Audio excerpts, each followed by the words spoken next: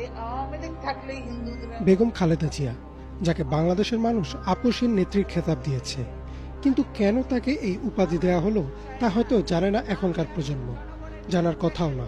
বিগত 16 বছরে সর্বোচ্চ চেষ্টা করা হয়েছিল বাংলাদেশের ইতিহাস থেকে জিয়া পরিবারের ভূমিকা মুছে ফেলা। চলুন এক নজরে দেখে আসি কেন বেগম জিয়াকে বলা হয় আপসীন নেত্রী।